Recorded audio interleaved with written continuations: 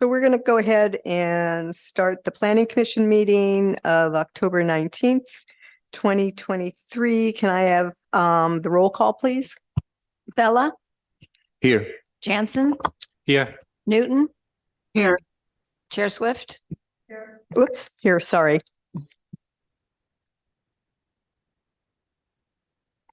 And Commissioner Pfeffer. oh, Commissioner Pfeffer and Commissioner Kelly are absent.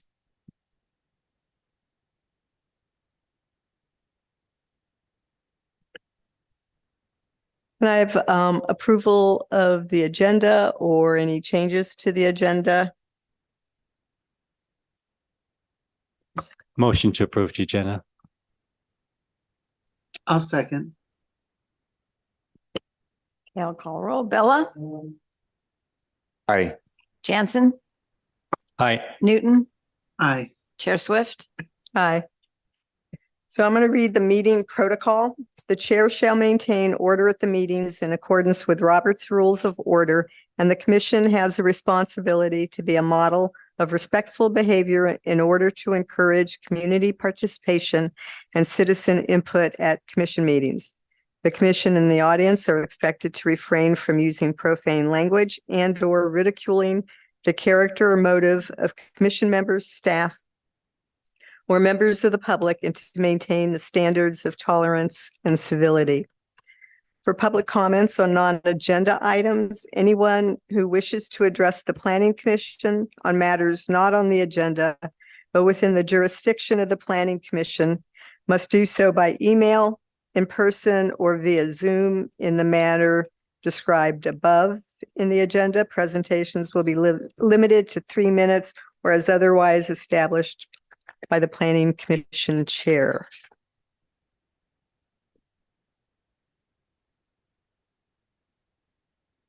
Conduct: all interested persons are invited to participate in public hearings in order to give all interested persons an opportunity to be heard and to ensure the presentation of all points of view.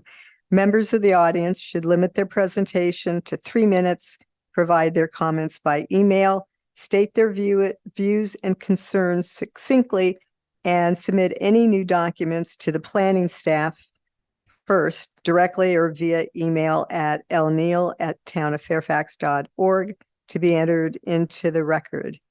We have no items on the consent calendar, so we're going to open time for public expression. Does anyone in the audience have any public comments they'd like to make? Seeing none, is there anyone on Zoom? There are none, Chair Swift. Okay, I'm going to close the open time for public expression, and we're going to go on to public hearing items. Item 1 is 40 Manzanita Road, application 2329. Can we have the staff report, please? Yes. So the project property has frontage on both Manzanita Road and Mountain View Road. The project proposes to legalize a second driveway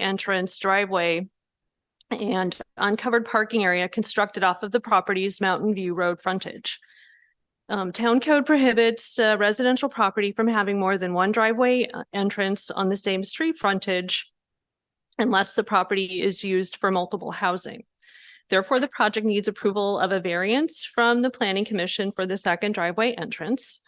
All other aspects of the property comply with the town code, including the driveway entrance width, the distance of the second driveway entrance from the Manzanita Mountain View Road intersection, the distance of the second driveway entrance from the other driveway entrance on the property, and the parking space dimensions and configuration. Due to the slope on the property, the driveway and parking area required approximately 15 cubic yards of soil excavation and the construction of a 3.5 to 4 foot high, approximately 58 foot long retaining wall. The excavation amount and retaining wall height also comply with the town code. The parking area provides additional parking for an existing junior accessory dwelling unit, or JADU, which was not required to have parking per the town code, since it was constructed within the space of the single-family dwelling on the property. So locating the second driveway entrance and driveway on Manzanita Road would require more excavation, the construction of drainage improvements and taller retaining walls in the front setback, and likely the removal of several trees to conform with Marin County steep driveway standards. The existing location of the second driveway entrance on Mountain View Road is the least disruptive to the project site, as it required the least amount of grading, excavation, and construction, lower retaining walls, minimal drainage improvements, and no tree removal. Manzanita Road curves along the property frontage as it approaches the intersection with Mountain View Road, which obstructs the line of sight for vehicular traffic and pedestrians on Manzanita Road in front of the property. Locating the second driveway in this area could potentially result in greater line of sight conflicts between vehicles backing out of the driveway and vehicles and pedestrians traveling on the road in front of the property. There were no conditions of approval, project approval from any outside agencies.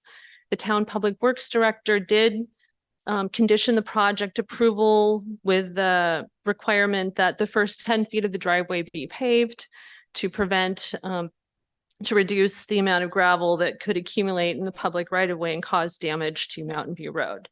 This is incorporated into the resolution for the project. So findings can be made to approve the second driveway entrance and second driveway variance. And staff recommends that the Planning Commission approve application number 23-29 by adopting resolution number 2023-28, which sets forth the findings and conditions for the project approval.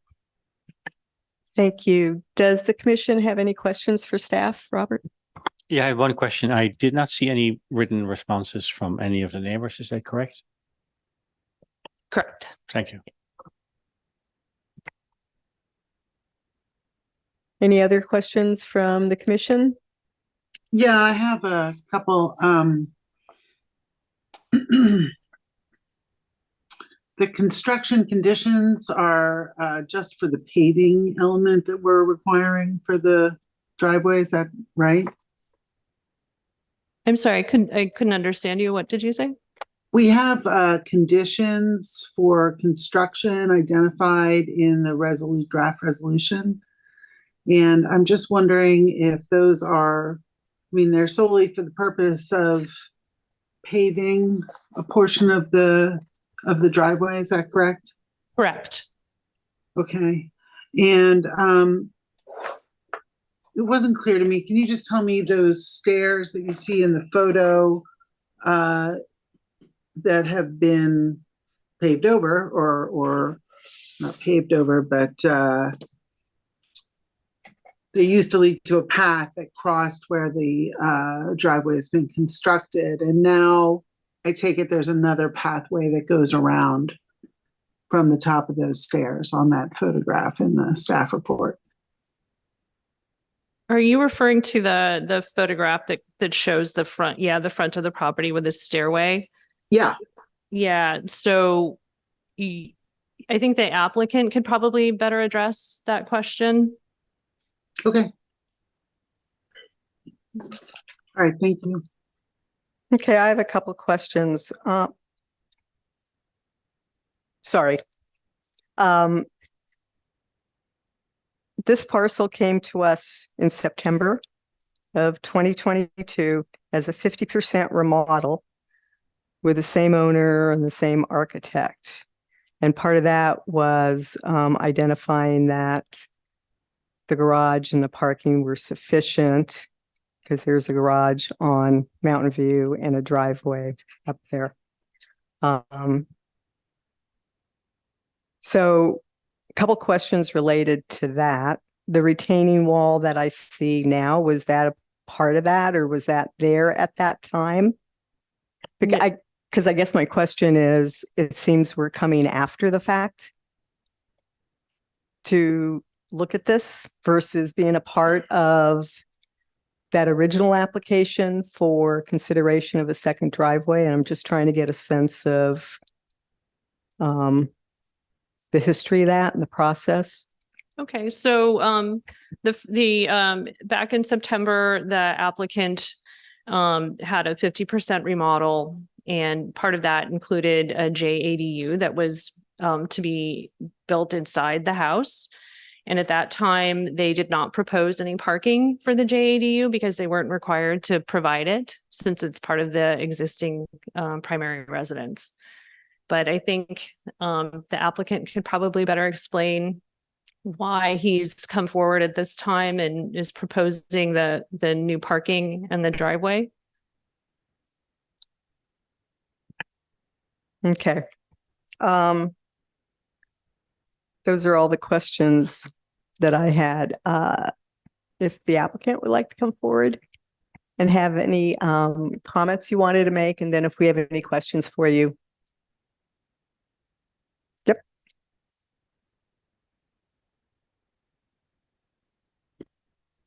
Hello. The first question was, just want to make sure I'm addressing the right. I think the first question was regarding the stairway, All right. the original stairway on at the intersection there. I considered removing it completely, but I actually had a couple of neighbors who talked about how it's a nice spot to sit if you're taking a walk. Plus, I liked the way it looked, and I could take it out in the future, or I could leave it. Didn't seem like it was a material issue one way or the other.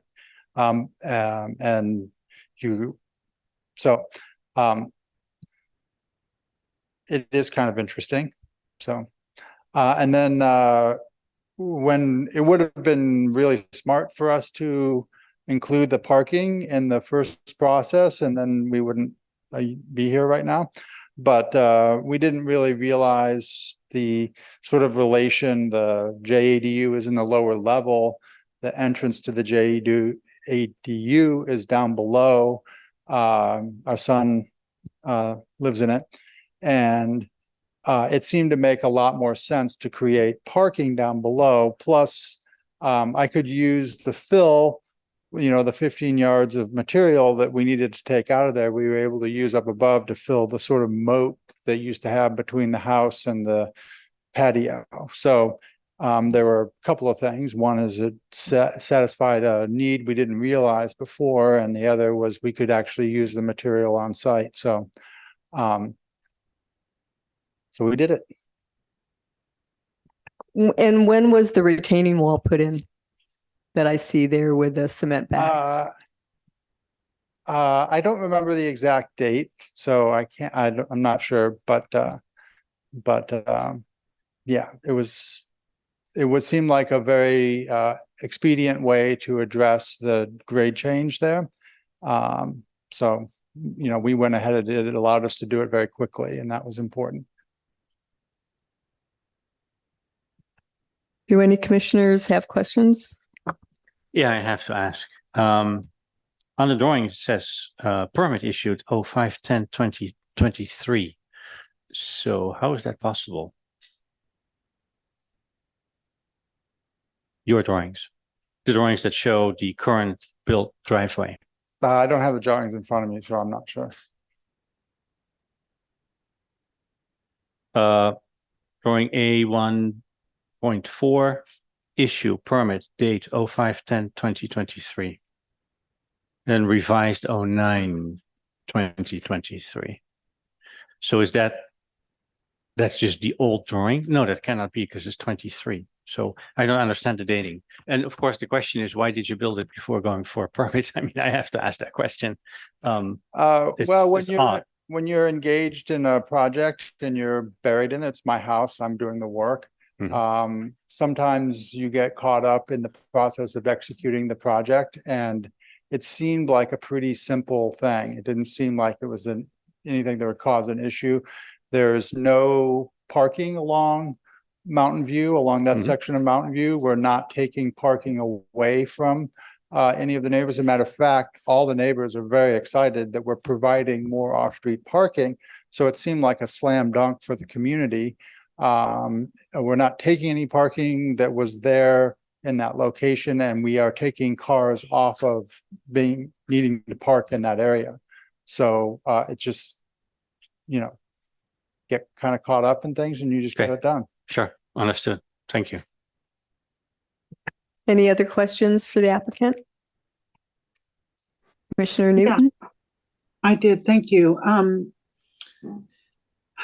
So my question was about whether at the top of those little stairs in the picture, it looked like from the plans that there may be an area for a continuation of a path around the driveway.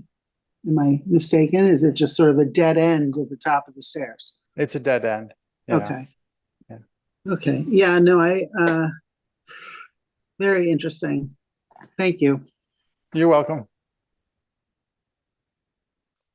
Just curious, in the drawings that you've prepared, did you have an engineer have a look at the wall and check that wall for the correct batter or height or Well, anything. correct drainage behind it and so forth? Yeah, when we provided drainage, and it's actually that a detail that was used is a engineered spec. I mean, it wasn't engineered for that particular site, but none of the wall is over 4 feet tall. And I think that the code issue is anything over 4 feet tall requires an engineer.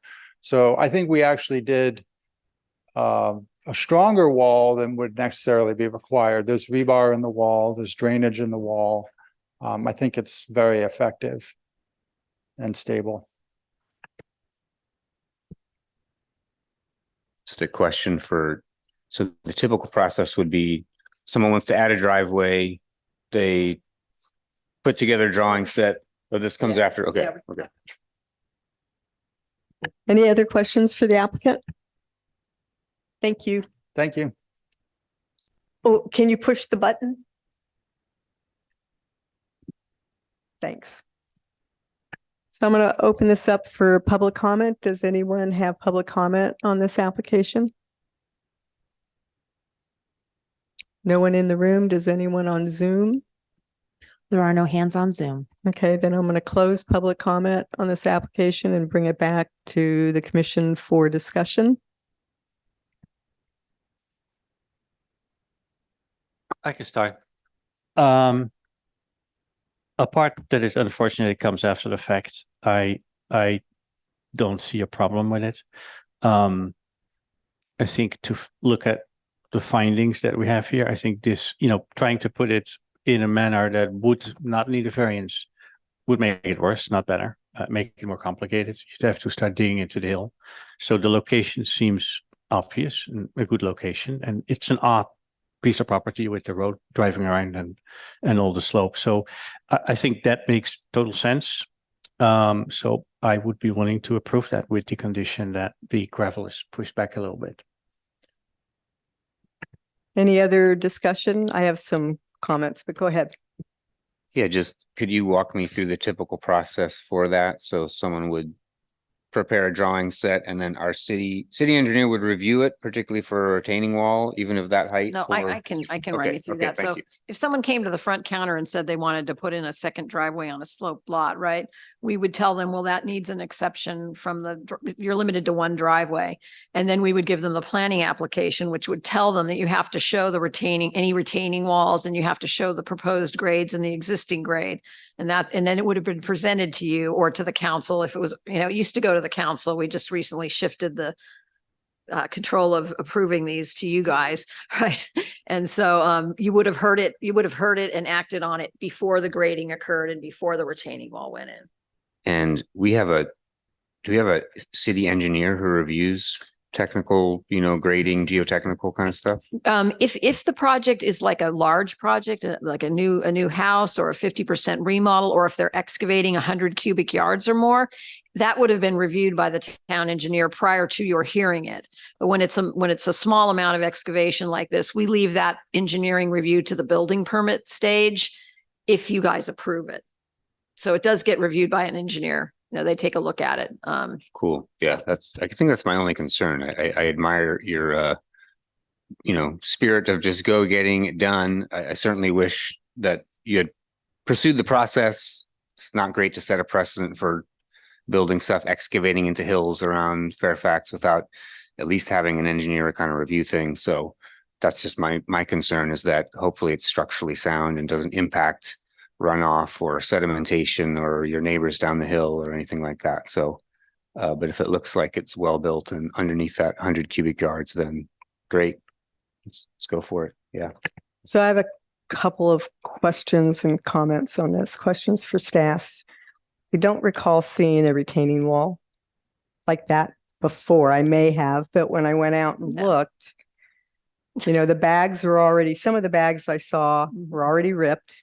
Mhm. I guess what I'm thinking of is the permanence of a retaining wall like that versus another method of a retaining wall. And I wanted some feedback from staff on that. I know that I've seen like the drainage pipes come through.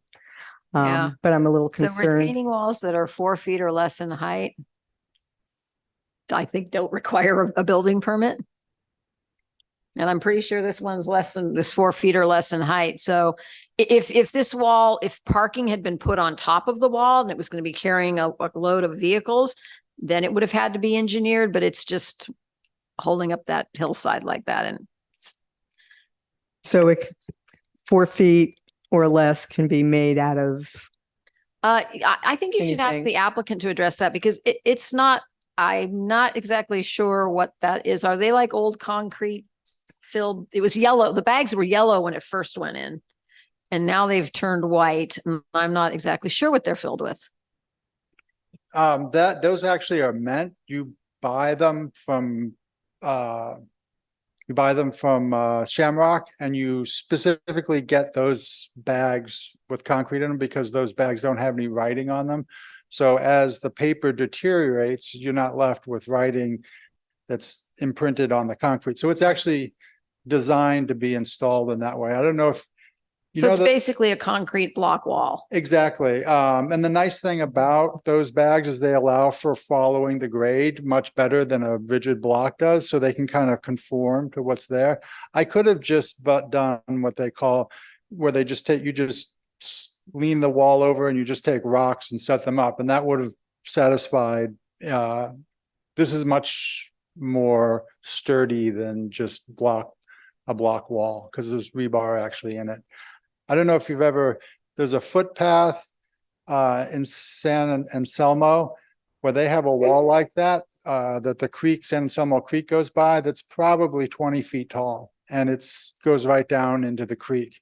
So those walls are actually used, that's technique is used regularly. Yep. and some of the other concerns I had was the gravel. The staff report talks about the gravel coming down onto Mountain View and wants part of the driveway impermeable, paved. But I also see when I look at it, the potential for the gravel coming down on Manzanita as well. And when I went up there were 3 cars parked up there, and I'm assuming part of that is because you have some of the construction vehicles in the back by the garage, at least at this point. I'm a little concerned about the safety with that corner, as well as the visual from Manzanita, where you're just seeing on this hilltop, if you will, these 3 cars or however many cars are going to be parked there, with no barrier or nothing between seeing that and the roads. And I was trying to find a finding when we looked at the variances. And on there, a couple of them are there exceptional or extraordinary circumstances or conditions applying to the land, building, or use referred to in the application, which circumstances or conditions do not apply generally to land buildings or uses in the same district.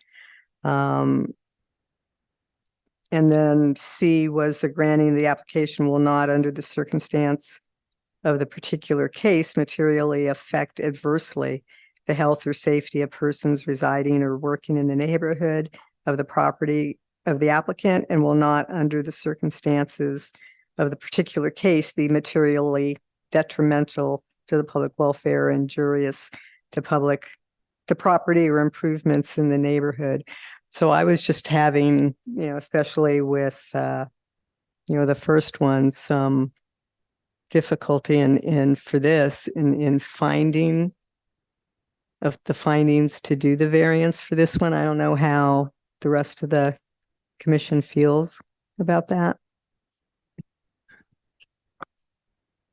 Since I started on that, I can give you my view on it. So looking at it, to me, the exceptional circumstances, the property is surrounded by the road, but it also slopes down.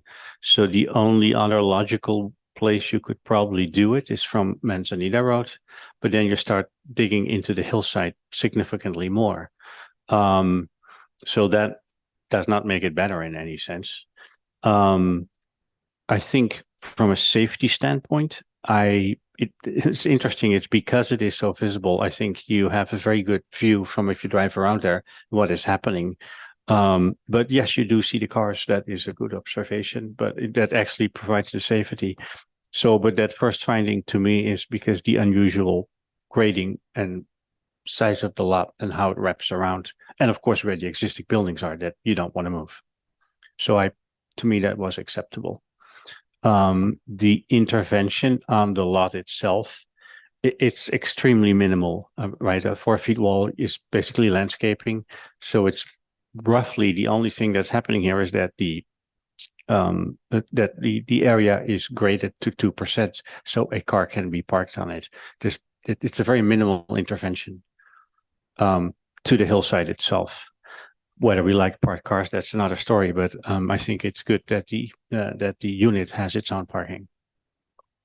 So that was my view on it. That's why I think no, the way it is acceptable. But unfortunately, it didn't came before us in the summer. But that's what happened.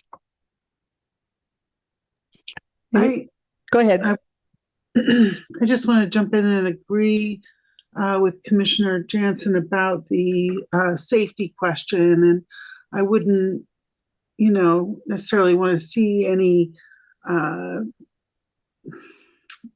bushes or anything behind those mailboxes to potentially make it harder to see the cars coming out of the driveway. So I totally agree with the safety element of it. We're not doing design review of this. I think a little greenery along that back wall where the stairs to nowhere end might be nice, but I think that's beyond the scope of what we're doing here, which is just trying to figure out if this is the right spot for the driveway, and whether we should take the unusual measure of requiring it to be put back the way it was and put somewhere else instead. And I think that given all the different factors that sort of going at play here, it probably is in the best spot. I remembered as I was reviewing the minutes for tonight's meeting, the condition that was required in one of our prior decisions about ensuring that the drainage off of the property is not increased beyond what it was before the driveway was put in. I don't know if you could figure that out, but it seems to me that if there was a sudden increase in the amount of water beyond what was normal coming off of this because of the way, the retaining wall was built or where it was, that might be a problem. And I don't know, we could make that like a constant condition, like a perpetual condition that, you know, the activities aren't going to increase the amount of water, the rate or amount of water coming off the property during a rain event, maybe. And, you know, it's not, in my view, at least currently, the most attractive design. But again, I don't think that's part of what we're, you know, here to look at. So I do think we can make the findings. I think the fact that they've left the stairwell because people like to sit on it is fabulous. And yeah, that's where I am.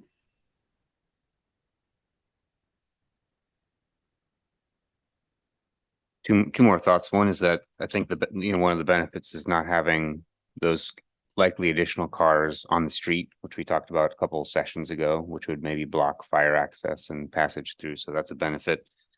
My concern is just the precedent that it sets, that many other folks who have built JDUs in the town or, you know, would understand this as a potential pathway to get a second driveway on their property if it was possible, and might not do it with the same level of thinking in terms of locating it in what appears to be a pretty good spot. But so that's my, you know, on the one hand, great, let's get the cars off the street. Second hand, don't want to set a precedent for people building a second driveway for a JDU when it's not permitted. I had a question for staff as far as staff recommends that the first 10 feet of that driveway be impermeable. What about the rest of the area where the cars are parked? Because it's all gravel. Do you see? So that came from Public Works.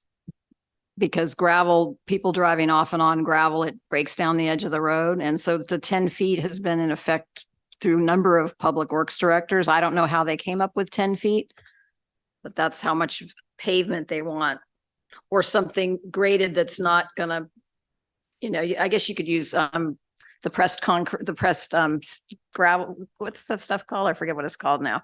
You know, everyone's using it for patios and Concrete everything. masonry units, CMUs, Yeah. pavestones. Anything that doesn't have loose material that can break down the end of the road would be acceptable to Public Works, as long as it can't be disturbed by rain or, you know, heavy weather. They just don't want that gravel. That gravel is very destructive. So, and I'm not sure how they came up with 10 feet.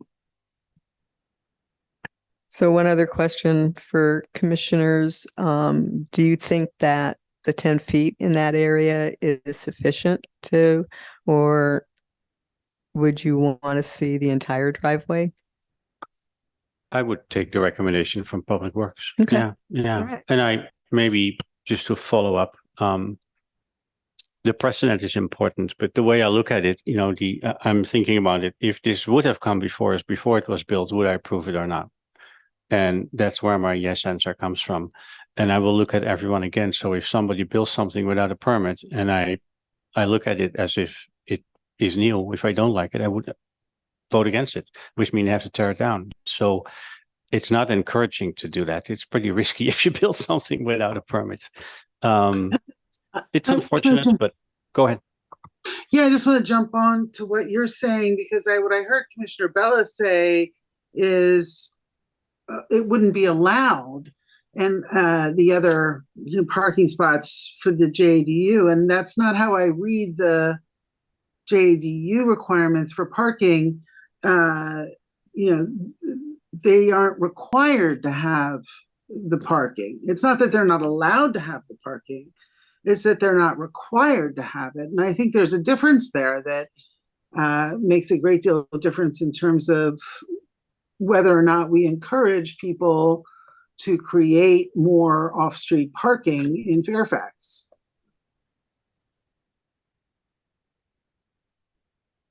And I just want to say that, you know, if you leave a majority of the driveway gravel, that allows water to percolate into the soil and will stop the drainage. You know, if you pave it, it might start directing water to the street, whereas a 10-foot section might not. So. Okay. Any other discussion, or is there a motion? Oops, sorry. Go ahead. So just responding to that, Mimi, yeah, you're right. The JDU doesn't require parking, but the part which isn't isn't permitted without a variance would be a second driveway located on the same street as the existing driveway entrance. So that's the thing which is, we need to look at a variance for. And then just in terms of the, I think actually having the gravel or permeable material for the paved driveway is good because it means there's less runoff, going off the property. So I think that's actually a benefit. Do we have a And I- motion? Go ahead. Yeah, I would like to just say on the draft resolution, condition number 3, on page 2, at the top of the page,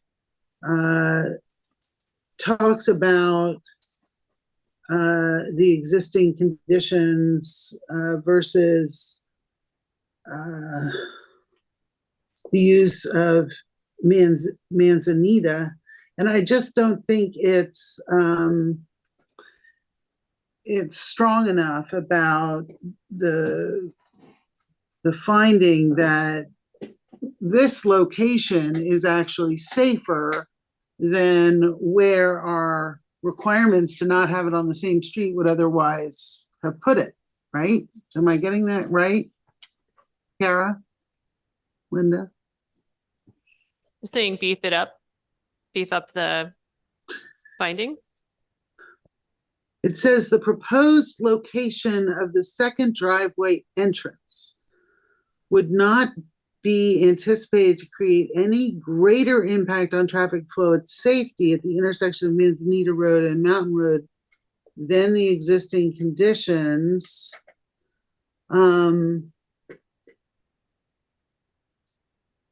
I thought there was something about how there might be greater line of sight conflicts in your staff report. And I don't know if that concept got in here, like. Yeah, so you're thinking that if you had a head-in driveway, second driveway with large retaining walls carved into the hillside on Manzanita, there would be you'd be backing out blind onto Manzanita from a second driveway, whereas this driveway actually has visibility. So somehow we need to get that into the. So I just was hoping we could make that statement a little bit more clear up front. You want to give it a shot? In the resolution, correct? So, Yes. we can take some language from the staff report that talks about that. So, let's see. Let's see, where should we? So, on page 3 of the staff report, under the heading second driveway entrance variance, let's see. The second paragraph under the heading second driveway entrance variance, that some of that discussion is in that paragraph. So, let's see.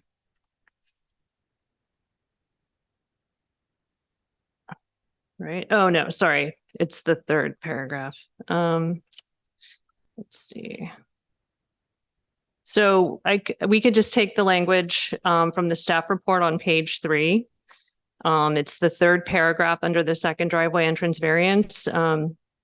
Manzanita Road curves along the property frontage as it approaches the intersection with Mountain View Road. This obstructs the line of sight for vehicular traffic and pedestrians on Manzanita Road in front of the property. Locating the second driveway entrance in this area could potentially result in greater line of sight conflicts between vehicles backing in and out of the driveway and vehicles and pedestrians traveling on the road. Or Then We just then- add if we could just add that to paragraph 3 on the top of page 2 of the reso. okay. And with that, I would move to approve resolution number 2023-28 of the Fairfax Planning Commission approving application number 2329, granting a variance for a second driveway entrance at 40 Manzanita Road. We have a second. Second. Okay, I'll call the roll. Bella, Aye. Jansen, Aye. Newton, Aye. Chair Swift, Aye. Motion carries, and there is a 10-day appeal process, and information on that can be obtained from the planning department. Thank you. With that, we're going to go on to item 291 Porteous Avenue, application 2331. Request for a conditional use permit, minimum front and combined front rear setback variance, minimum side yard setback variance, and a driveway width variance to legalize an unpermitted garage and expanded driveway for an existing single-family residence. Do we have the staff report, Okay, please? yes, this project encompasses legalization of a 280 square foot one-car garage that's 14 feet in height and is constructed 1 foot from the southeast side property line, and a driveway that's been widened to 29 feet to accommodate parking for 2 vehicles, one in the garage and one adjacent to the garage. And the project complies with the floor area ratio, lot coverage, and accessory building height limitations set forth in the town code. But it will require the approval of a conditional use permit because the property is only 50 feet wide, and the code reads that if any property that doesn't meet the minimum size and or width requirements requires a conditional use permit from the planning commission for any new construction. It's also going to require a number of variances. It's going to require a variance of the minimum front yard setback. Accessory structures are required to maintain a 10 detached accessory structures are I guess that accessory means detached, are required to maintain a 10-foot front setback, and this one has an 8.5-foot front setback. And then because of the location of an existing storage shed in the back of the property that maintains only an 8-foot rear setback, this property, the garage results in it not complying with the combined 25-foot front rear setback requirement. And the garage is also built to within 1 feet of the one side property line, and the minimum side yard setback is 5 feet. So it requires a side setback variance. We are able to make findings for all the discretionary permits that are required. We did a survey of parking and parking structures along Porteous Avenue, and we discovered that there are 39 out of 64 other residential properties that have similar narrow widths, that have the garages located within the side yard and or the front yard setbacks, or the uncovered parking in the side yard setbacks. So it's pretty common as you drive down the street, you see it both sides of the street, sloped side, the flat side. So it's not out of character with the neighborhood. And the paved road isn't paved to the full width of the right of way. And so the sidewalk, the improved sidewalk and the 8.5-foot setback, it's an adequate front setback for this structure so that it doesn't create any visibility problems for pedestrians using the sidewalk or cars traveling on the roadway. It's going to bring the property into compliance with the parking, because it currently, before it only had, I think, 1 space that you pulled over the sidewalk to get to, and now it's going to have 2.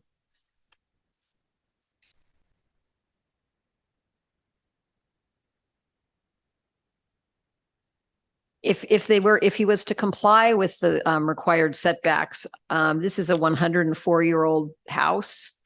And it would shift the parking structure over, and I believe it would change the streetscape. It blocks it a little bit now, but it's not as much as it would be if you had to shift the whole garage over in front of the house. So I feel that its current location helps maintain the historical streetscape of the property better than if it met the 5-foot setback. And there's also an oak tree there that would be damaged if they moved the garage over. That's one of the reasons that the driveway is wider, is because they're trying to maintain that tree that's in the center of the driveway. So the second space kind of has been put on the other side of the tree, and it's resulted in a 29-foot wide driveway approach. So that's the special finding, is that the location of that tree that's resulted in the necessity of a wider driveway. But the owner will be able to explain to you how the neighbors are using that driveway as a passing lane now, because the traffic gets so heavy, right? So it's actually a benefit for the entire neighborhood. Actually, now he doesn't have to tell you. Yeah, so we're recommending that you approve application 2331 by adopting resolution 2023-30, setting forth the findings and the conditions for the project approval. And that also include the fire department's going to want the garage to be sprinklered. And he'll need to get a building permit after the fact. So that would. Thank you. Does any commissioner have questions for staff?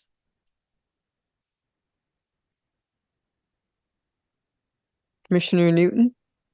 Yeah.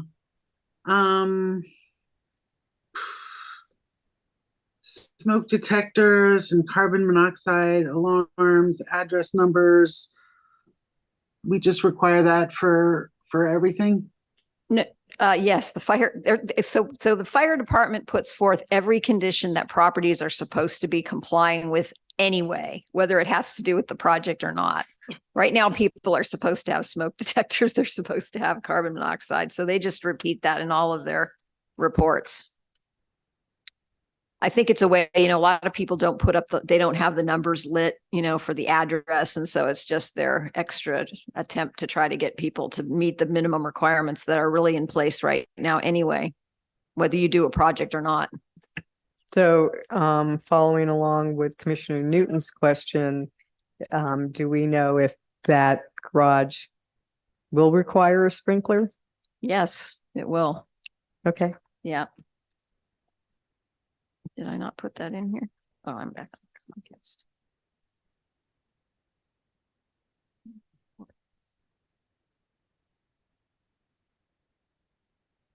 Would the applicant like to come up and make any comments or anything on the application?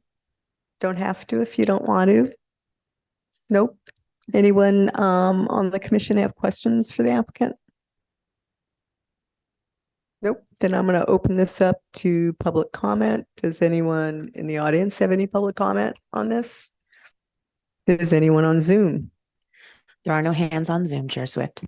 So I'm going to close. Up. Come on up. Hi, Scott's house is across the street from my own. And I just wanted to say that he did construct in a very aesthetically pleasing manner. And in addition to that, because we live so close to Deer Park and the weekends are all just chock-a-block full of cars. And many times we end up having to not be able to park in front of our own home, of course, and to park down the street. He was considerate enough to ameliorate that situation for us. So we're happy for that. Thank you. Thank you. So closing public comment, I'm going to bring it back to the commission for discussion or a motion. Well, if I can jump in, I think this is really nice. I love the effort to save the tree. Again, I'm sorry that the work started before all the I's were dotted and T's were crossed, but I have a couple comments on typos of the resolution, but otherwise I think I can vote in favor of this. Okay, if there's no other comments, we can just go to, do you have, oh, go ahead, I'm sorry. Just quickly, yeah. So initially, when I looked at it, just at first glance, I thought, no, you shouldn't do that. There's no reason to do that. But then drilling down, what's interesting is that, and the staff report alludes to that, along the street, you see similar solutions. And actually, particular in this property, all the adjacent properties also have a garage on the east side of the property, usually also butting up to the property line. So it's almost that the standard zoning requirement does not really apply to this street. So once you start to look at it, it makes a lot of sense. It's one of the other ones that are already there. So that really changed my opinion completely. And again, same story. Unfortunately, it happened before it was permitted. It's not a good thing to do that.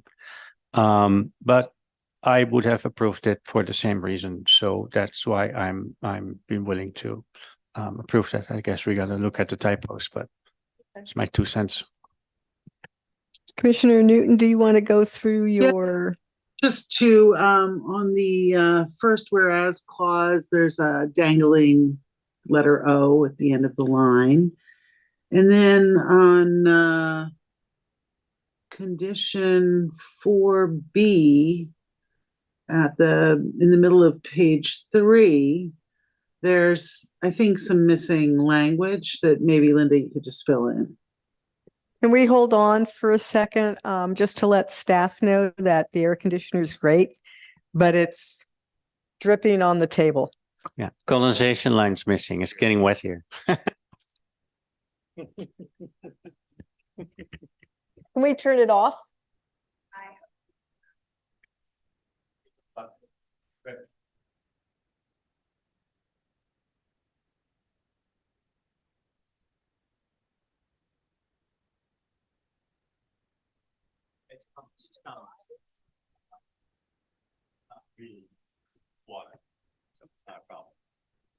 See, we missed those flames coming out. Yeah, now you get water.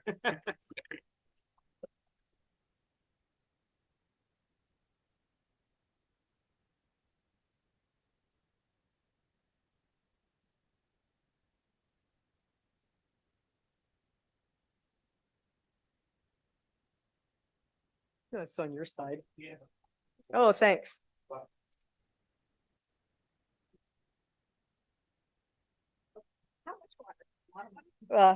Yeah, it's coming from the, yeah, from the left part of it. Yeah, probably water, so.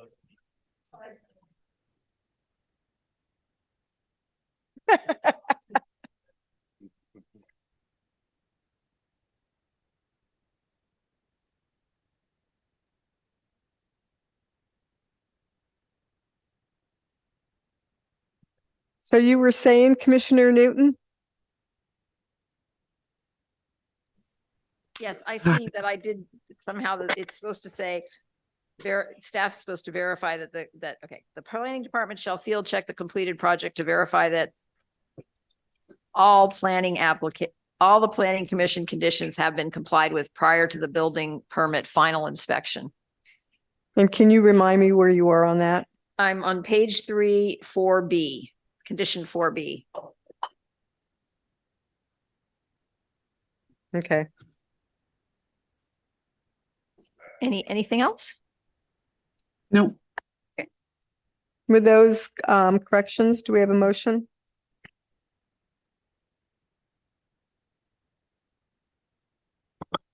Yes, we can do that.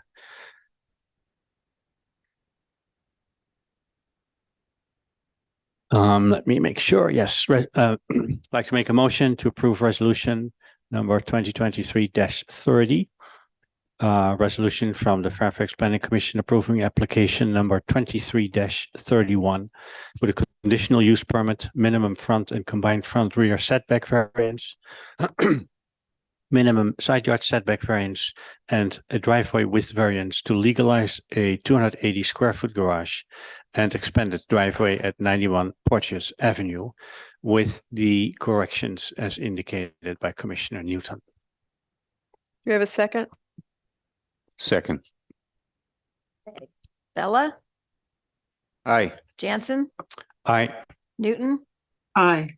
Chair Swift. Aye. Motion passes. There is a 10-day appeal process, and information on that can be gotten from the planning department. Thank you, guys.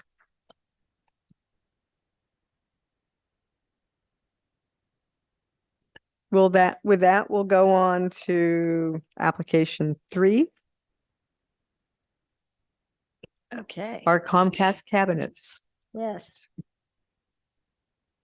Okay, so each of the proposed battery backup cabinet sites is within the public right-of-way easement out of the travel portion of the road. The cabinets are placed, if the cabinets are being placed in an existing sidewalk area, an ADA compliant 4-foot wide clear sidewalk width has been maintained. Basically, the one being proposed the two being proposed, one at 284 Forest and 185 Tamalpais, those are going to be across the street from their cabinet, their pole boxes. right? Because that was the only location to put them, and they're going to require the construction of, relatively small walls, 5 to 9 foot walls.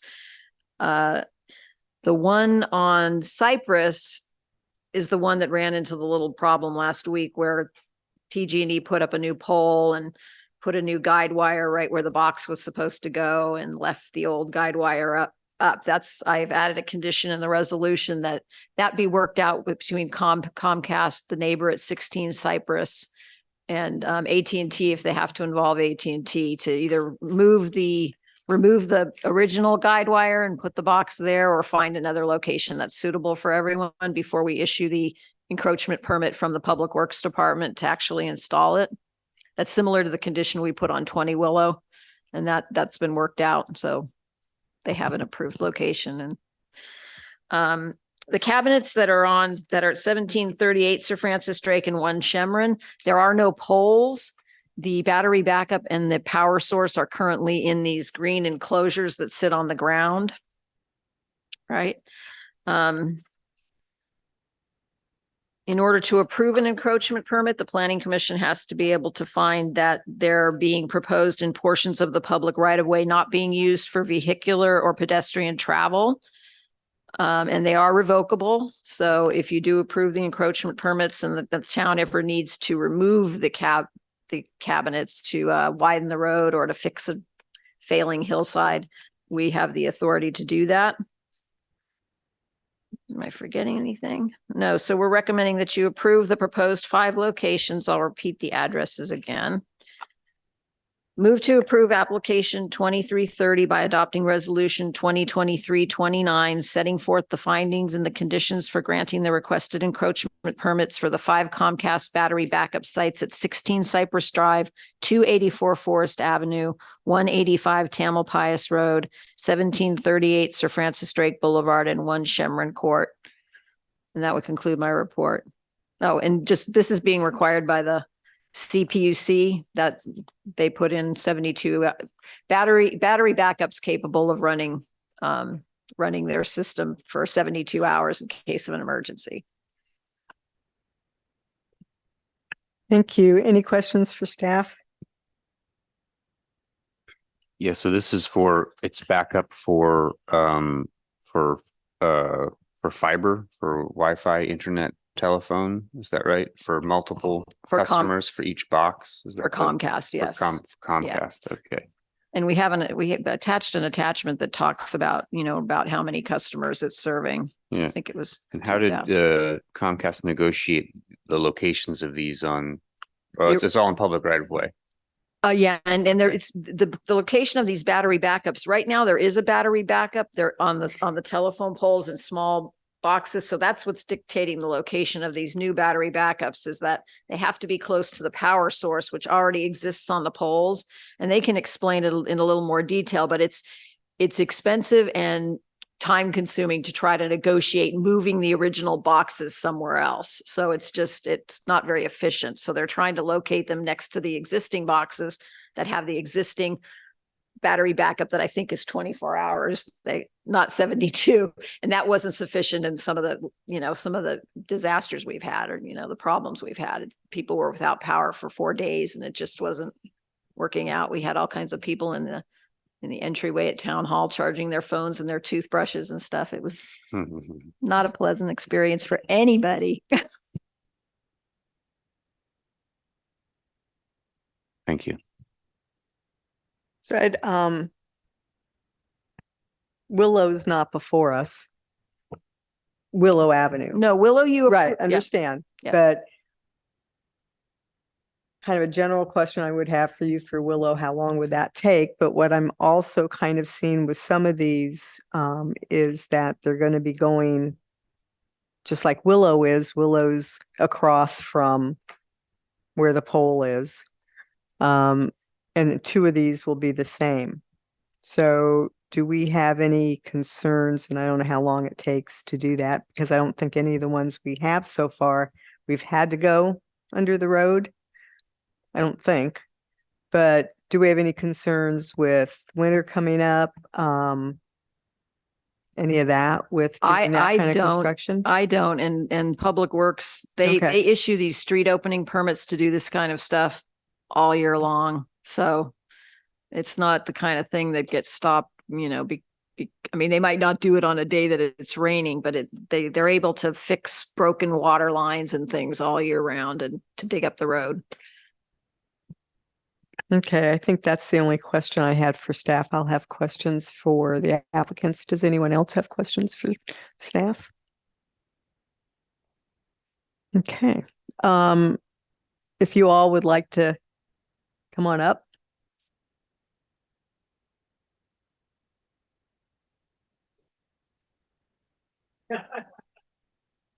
Take your pick. We're fine if you guys have any W- questions. We'll have, yeah, Yeah. yeah. Does anyone have any questions for the applicants? Nope. Okay, I have a couple then. Okay, Cypress has the pole with the two guy wires. yes, So what I understand is one of those will be removed.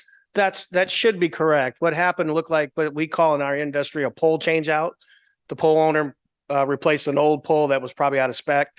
And part of the requirements for the pole engineering, when you go, if the pole line is going in one direction, north or south or east or west, and then another utility comes in and goes not the opposite direction, you have to, depending on the weight and the how much windage, you have to put an anchor to support that going that way for that support.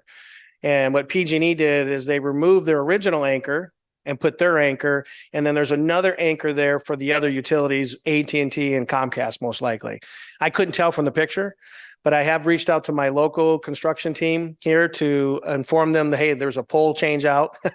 That was a pole, what we call a pole transfer. So we're going to shift our facilities from the old pole to the new pole, plus the power supply cabinet that's currently mounted on the old pole. We'll move it over to the new pole. That doesn't require any permitting or any type of that because it's already existing. We're just moving our services over with PG&E.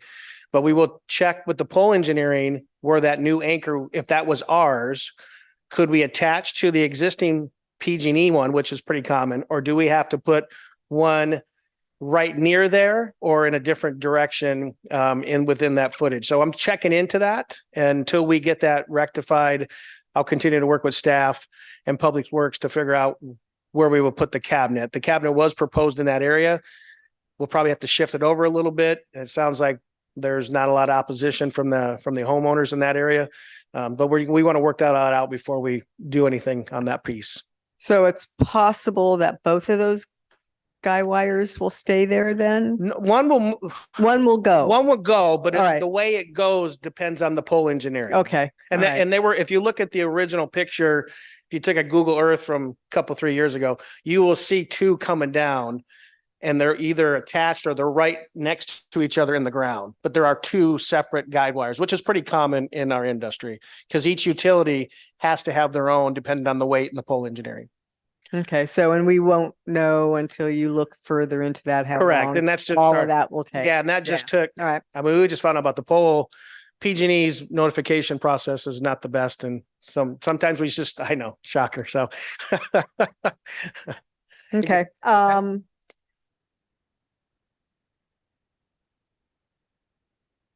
I had a question on the one on Wood Lane that was installed, and this is just for my general Okay.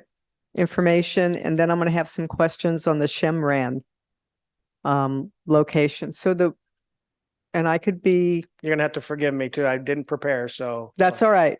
That's all right. Okay. On Wood Lane, it seems that there is a PG&E meter on the pole, and I thought it looked like one of the cables went to the Comcast equipment. Is that possible? Very possible. So just from my knowledge, Mhm. what does the PG&E meter? Because it takes up just a power, just like any residence or structure, we are subject to kilowatt usage based on our output. Some of our power units are metered, and we're subject to incremental billing per month from the utility company. A lot of the older generation ones are non-metered and we're just on a bulk agreement account with PG&E. So that's why you will see different configurations out there in the public right of way. Up until probably the 90s, they were all just non-metered and we were just on a bulk type of payment with the utility companies. And then we went to a metered, more of a meter from a kilowatt perspective as our plant increased and the watt usage increased. So we started using more kilowatts. So that's why you see now metered sites. And that's what I was getting to, because when I look at some of the ones that have been installed, this was the first one that I saw that actually had a meter on it that was going down to your equipment. So, I So was down just- to the new cabinets or to the existing cabinet? the new one on wood. Yeah. Yeah. So that's fine. I was just for my own education. Yeah, no, what we probably did is we installed a newer cabinet with a new meter set, which is part of our requirements from the existing situation. Okay. Okay. On Shemran, when I went out there, we've got 3 pieces of equipment. Mhm. So one is the rectangular green box that says broadband on top. It's been there forever. It's been opened up and it looks like there's a motor that's hanging out of it in the back. That's not good. There's also another piece of equipment with a meter on it, and then there's another box that's been tagged. Graffiti. Yeah, Okay. it looks like from the drawing here that all of this is Comcast equipment. Because it says here Comcast enclosure remaining, I- pull box. So there's like 3 pieces there.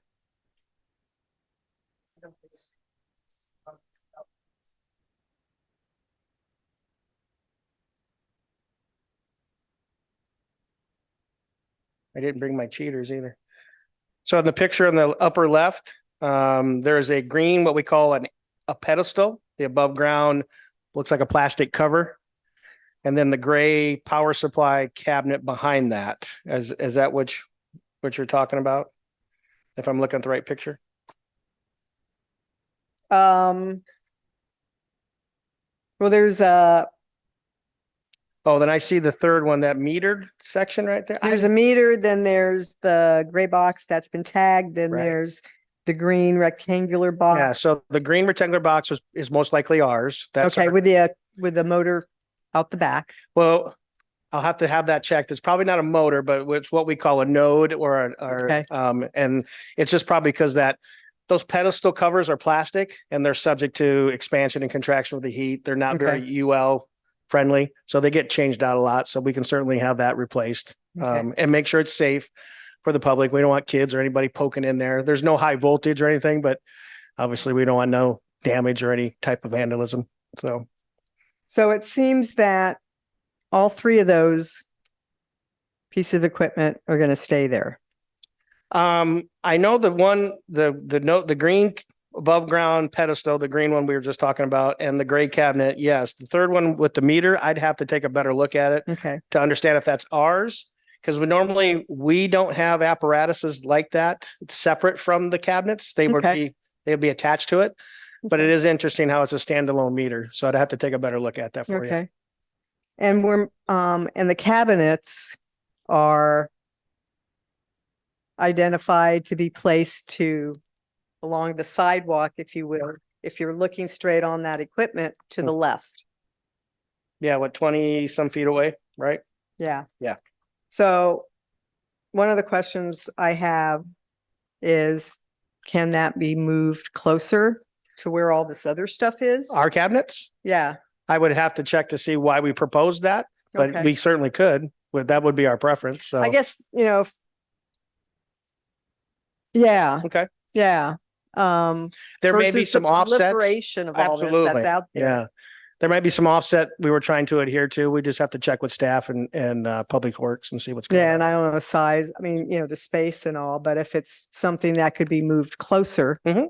to all the rest of that stuff. Okay. And then the other thing, and I don't know if this is feasible, but when I look at that, just from kind of aesthetic look, where you've got all that equipment there. I was just wondering if it's feasible to have some kind of fencing in front of all of that.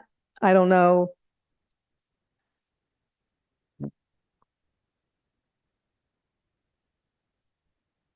No, and that, right. We Right. could certainly, Something to look at. we can certainly do anything aesthetic wise to help with the, Right. Okay. kind of the atmosphere there and keep down the area. Well, as long as we got access to it. Right. But yes, we could. Okay. I will say that I talked to the neighbor and she said that the kids wait for the bus. They like to sit on that green thing. So if there was a fence in front of it, the kids would no longer have their bench. And that's probably why it's broken. Well, right. And that would be something for you all to know that Yes. whether you want that or not. Yeah. But No, yeah, absolutely. So yeah, it's unfortunate that type of equipment can't be underground because of the sensitivity to water and excursion. They have to be above ground, and these types of enclosures are subject to heat and people resting their, feet and other things on Yeah. top of it. So it's interesting. To the left of that, there's also a plate on the ground that's like a metal cover for something underground that I think is a PG&E. it's probably Like- the secondary source for our power supplies.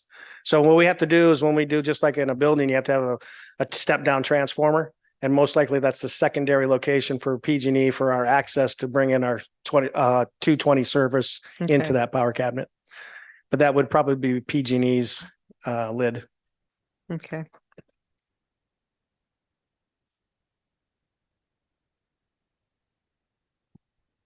Okay, I think those were the only questions that I had. Did anybody else have questions?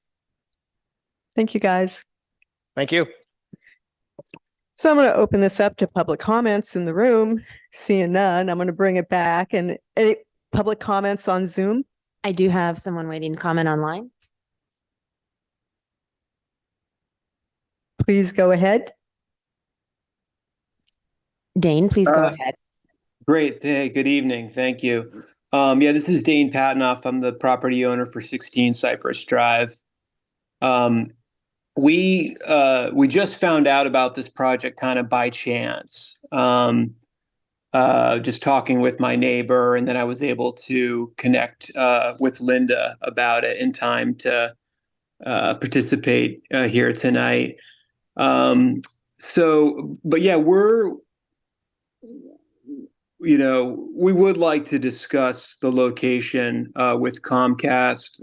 I feel fortunate that this PG&E thing kind of happened to sort of slow things down a little bit, because we're frankly not comfortable with the proposed location and kind of see several problems with it. But we are willing to meet and talk about alternate approaches. And I think Linda flagged that is going to be needed. I just want to make sure we're included in that process. And assuming we are, we're happy to go over, ideally alternate approaches and that work for not just us, but the neighbors around us and the neighborhood here in general. Thank you. And I understand that staff will take care of that process and make the, Yeah, we included a right. condition that for that location that I can read it. I can find it, put my glasses on so I can see it. Yeah, we included a condition that number 7 on page 3, the pair of cabinets along the 16 Cypress Drive frontage shall not block sight lines for persons exiting from 16 Cypress Drive. The exact location of the pair of cabinets along the 16 Cypress Drive frontage shall be determined by the building official and the public works director in consultation with the adjacent property owner and the applicant. If agreement cannot be reached on a location option by the building official, the public works director, the applicant, and the residents, the final location shall be determined and approved by the planning director. Thank you. Anyone else on Zoom? We have no more hands online. All right. With that, I'm going to close public comment, bring it back to the commission for discussion. I have only one comment, and that goes also back to 16 Cypress Drive. Looking at the plans, the cabinet is pushed away from the curb. And reading the report, the assumption there is that you could have an accessible sidewalk in front of the cabinet. I think that, well, the way it's drawn doesn't work because of the location of the pole and the guide wire. You would be running into them. But even if you sort that out, it seems to me that the accessible pathway needs to be on the back, not on the curb side, but on the inside of the sidewalk. Because the pole and the guide wire both are close to the curb. The guide wires are the most horrible thing, of course. Everybody runs into those. So I would recommend that there's a lot of coordination needs to happen, but that needs to happen. But I would recommend that you pull the cabinet closer to the curb. So you make 5, 6, or 6, 4, or even probably more behind the cabinet. Otherwise, you have to meander between the pole and the cabinet, and it gets really funky. You think, Of course, that would be contingent on where those guide wires come down. I Right. think you don't want to, and we just listened to the owner. You don't want, I presume they would not like the cabinet going more. I think that's east, not more in front of their property. So you don't want to completely move it away. So there's a little dance to be played there. But my observation is, I believe your sidewalk should be on the inside, not on the curb side. Yeah, so the building official actually added a condition to our resolution, number 6, which says Comcast shall schedule an inspection with the Fairfax building official prior to placing the slab for the cabinet at 16 Cypress so Yep. that he can verify the location maintains the required ADA sidewalk clearance. Right. But if you want to require it to be pushed right, I mean, you can There's a lot going on there. So Yeah. that is one way to do it. But I think currently, if you look at the current drawings, that doesn't work. I don't want to force one solution. I think it's much more important to listen to the owner of 16 Cypress, but it's just one observation. It should likely be on the back. And so that condition will tell you what to do. I just want to make that clear. That's really the only The building comment there. official shared your concern about the drawing, that it looked like it was pinching it. So that's why he Right. wanted to be involved. Okay, good. That was my only comment. Any other discussion? Commissioner Newton? I just had one typo in the resolution, in the draft resolution on whereas clause number 1 on page 2. We should have the plural of providing recorded copies and delete the word a from that whereas clause. Make it a plural. That's my only comment.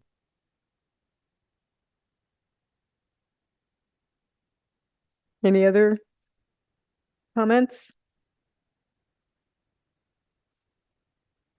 So when we're talking of resolution, if staff could tell me the best way to address having Comcast look at on Shemran, moving the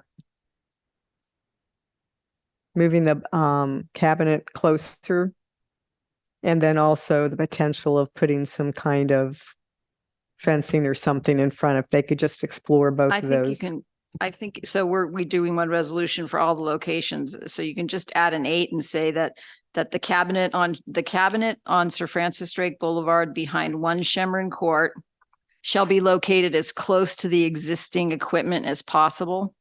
And it shall be screened by some kind of lattice or planting material to be approved by the planning director, now that we have one. Sound good? Yeah, assuming that the screening is a viable Right. solution, that they would have enough room to To get work in and Yeah, maintain, yeah. sounds good to me. Do we have a motion? I would like to move to approve resolution number 2023-29. A resolution of the Fairfax Planning Commission approving application number 23-30 for 5 revocable encroachment permits granted to Comcast for ground-mounted power outage emergency backup battery cabinets located within the public right-of-way of the town of Fairfax, adjacent to the following addresses: 16 Cypress Drive, 284 Forest Avenue, 185 Tamalpais Road, 1738 Sir Francis Drake Boulevard, and 1 Shemran Court, with the additions as the correction as suggested by Commissioner Newton and the addition of the eighth, what is it, number 8, the eighth condition of approval by Chair Swift. Do we have a second? Second. We have a roll call. Okay, Bella, Aye. Jansen, Aye. Newton, Aye. Chair Swift. Aye. Motion passes. There's a 10-day appeal process and information can be obtained from town planning. Thank you, guys.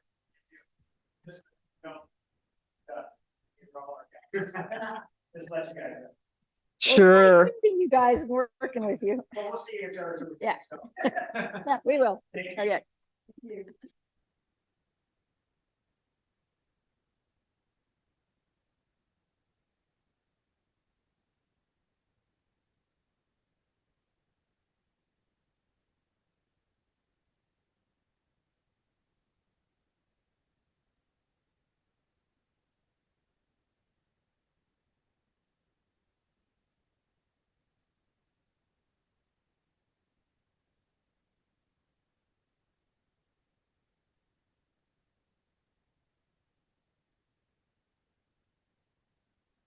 That's good.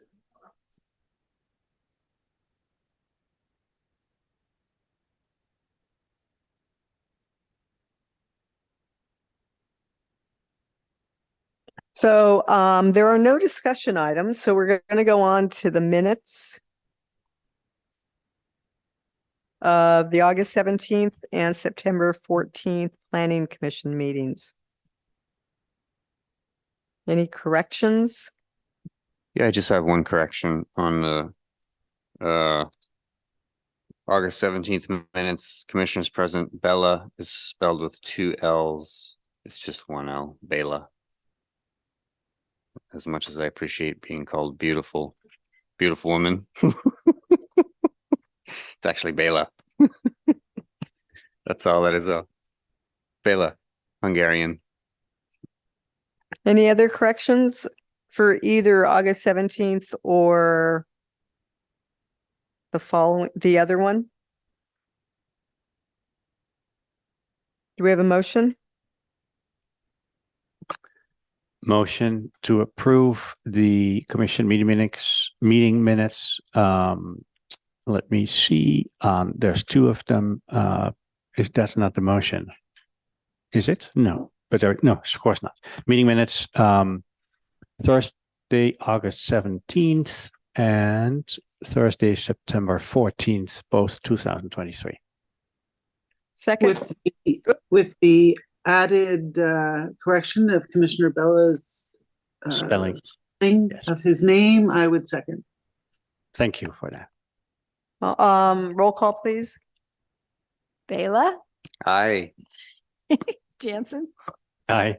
Newton, Aye. Chair Swift. Aye. Passes. So now we're on to the director's report.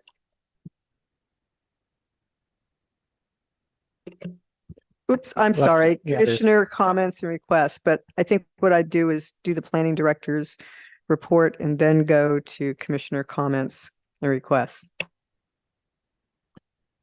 The only report I have is that November 16th is a big meeting. That is when we have scheduled a EIR public comment period, like basically a public hearing on the EIR, on the draft EIR. And what this is allows people to join here or via Zoom and like comments on the EIR in a public setting versus just kind of writing letters like It's you the would. housing element EIR. Yep, Yeah. housing element EIR. And it's during the public review period. The public review period will ends right before that, but it's before the final EIR is produced. So it's a very important time period because it informs the production of that final EIR document, which is what gets adopted. So, and then the other thing is that is also the date we have scheduled for a study session on another zoning item, which is called the workforce housing overlay. And this is the housing related to the housing element. And it is what allows certain sites, mostly in the town center area, to develop with affordable housing. So anyway, so those are two important items scheduled for November 16th. And the full schedule of housing element related topics, including the housing element itself, and then also the zoning code related items, is on the web now under the housing element page. It's like very prominent. It's up at the top. Town council asked us to do that last night, so we got up there. So is there any way to do the workforce housing zoning review study session separately somehow? Because I bet that the public comments on the EIR could be significant. We can look into that. I'll take that. There may be. I'd have to ask the. I think we'll have the work done. So if you wanted to have another meeting, we could potentially do it a week sooner. Potentially, I could look into it.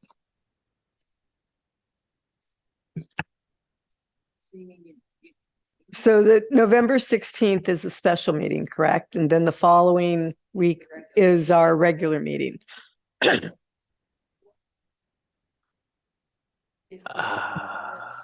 Don't we have a Thanksgiving in there? Yeah, I that's don't want to Thanksgiving. be meeting on Thanksgiving. I mean, I love you guys, but I think the regular, yeah, it's because of Thanksgiving. You might not want to have that meeting. So the 16th is a special meeting. Yeah, it's currently on your. I don't have a commission calendar in front of me. calendar. I just looked it up. I think maybe in anticipation of Thanksgiving. I just looked it up on the web here a couple minutes ago, and it's on here as like a regular meeting. So, Yeah, I have it as a regular meeting too. yeah. Yeah. Mhm. So, Mhm. So, I think so that is there the is regular no meeting. special meeting in November. I thought we were going to have a special meeting. I think we could have a special meeting right now. I think the EIR has to happen on that day, just timing wise. Because it's after the. Yeah, that is our. Yeah, could the workforce housing thing happen on the 30th? Oh, no, because then we'd have to get the packet out on the 24th. That would suck. So, and since we had a question on this at our last meeting or a comment, just for clarification, because someone asked about the EIR, mhm. I think at our last meeting. So can you confirm the draft is up on the web? Correct. And what is the closing date for comments from the public to that? The closing date on the circulated EIR, draft EIR is November 9th. 9th or 10th, something like that? 9th or 10th. Mhm. All right, just so people, if they're listening or watching us, know that there is a deadline on that. Yeah, to get written comments, which could be addressed in the final EIR, that would be an important date to pay attention to. And so we're collecting comments now. Mhm. Those comments, I mean, the draft is up there. Mhm. The comments that we're collecting aren't being posted, are they? No, they're not. They're not posted. Okay. And they're like they're officially addressed in the final EIR. That's kind of Okay. that's the All right. mechanism. Mhm. Right. So, I mean, that is, from the standpoint of the workforce housing and the EIR, those are two large items, I would Mhm. assume. And then we have our regular meeting, and I don't know how full our regular application process is, but if we have a lot there, then it may be, if it's feasible, Okay. to look at different dates. Yeah, so why don't I look into that? Because I would agree it could be a very long meeting, and if the planning commission's willing, we could find another date. Because I think we had already been told that to expect 2 meetings in November, Mhm. 2 meetings in December, and potentially 2 meetings in January. Mhm. Yep. Okay. Yeah. And I think considering the stuff we've looked at before, as commissioners have said, there's a lot of information that we get in a short period of time to review. Although we can look at the EIR now that, it's just making it difficult. So if we do 2 meetings, that would be good, if that fits. Meeting prior to the week of November 16th would be impossible for me. And we need to have the comment period close, correct? Before we look at anything, or no? Or it's just our review that's added in with the public comments? It's you could potentially have it. You could potentially have the comment period during the EIR period, but the consultant advised to have it closed first and then have the planning commission review it afterwards. So then you'd have the advantage of being able to review the submitted comments. Okay. Anything else? Nope, that's it. That's all I Okay. got. So workforce housing, what do you expect we're going to see in 2 meetings in December? Or is that part of the schedule that's already posted? Yeah, there's a schedule that's posted. Okay. There's we're gonna ask you to make a recommendation potentially on the cluster zoning idea then. And then In December? and in December. Okay. Yeah. So and that could potentially be a special meeting because that could be a lot of testimony at that meeting, I'm anticipating. So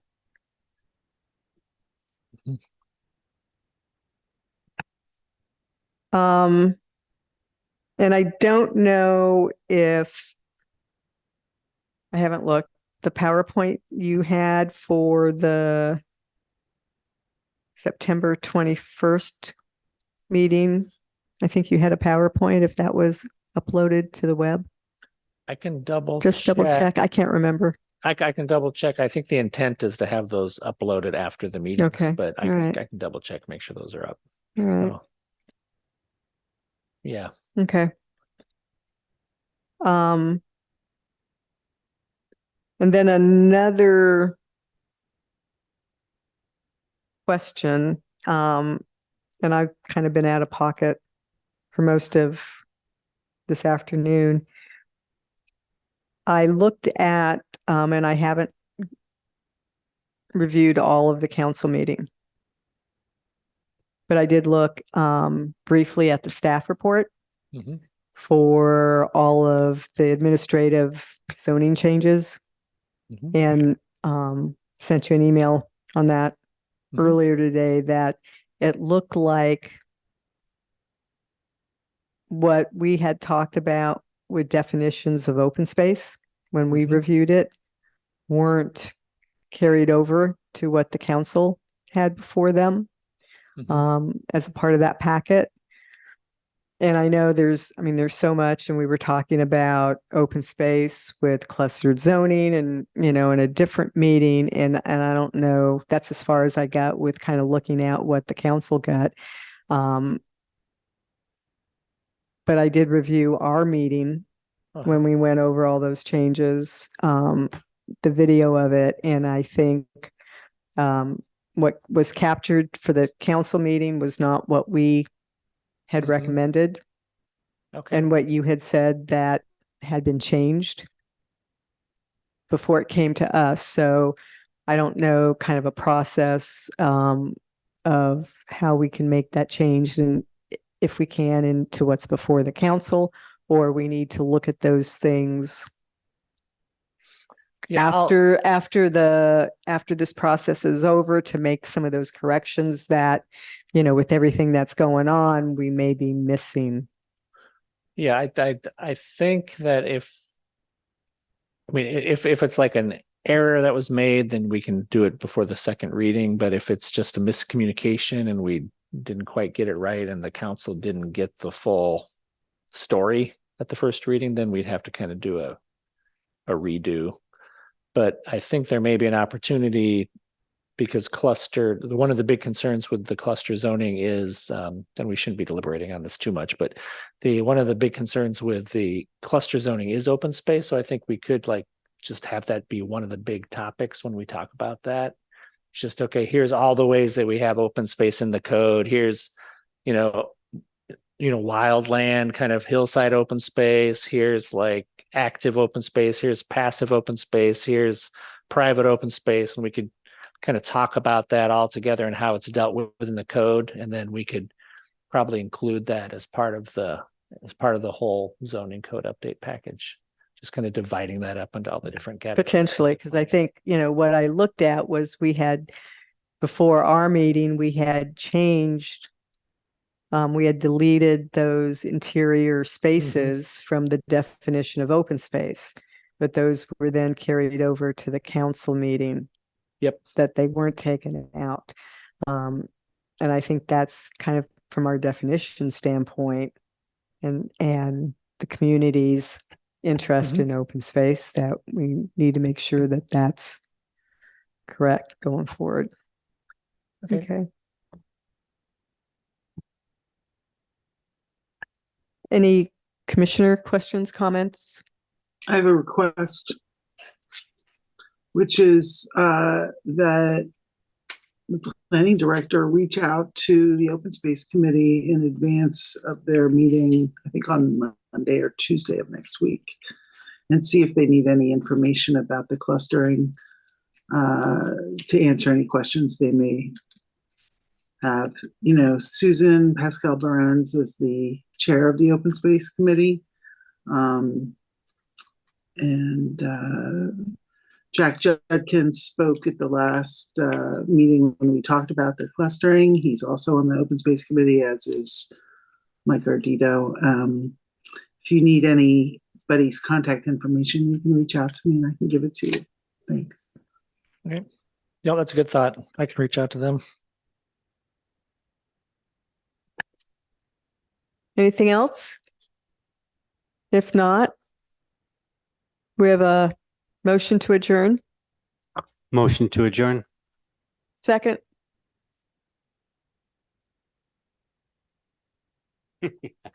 All in favor? Aye. Aye. Thank you all. Good night.